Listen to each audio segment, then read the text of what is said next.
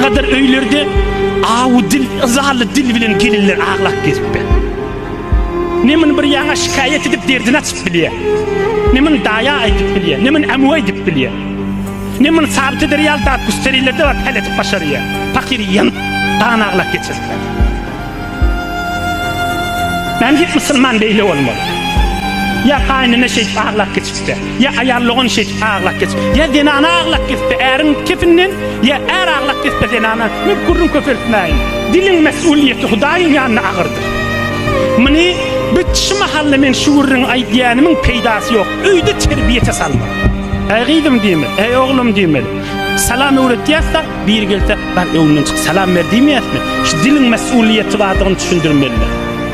50-60 yaşında denanlar var. Subhanallah, subhanallah, tesbih sanattı. Öyde de dili bilen kanı ulavatı öyü.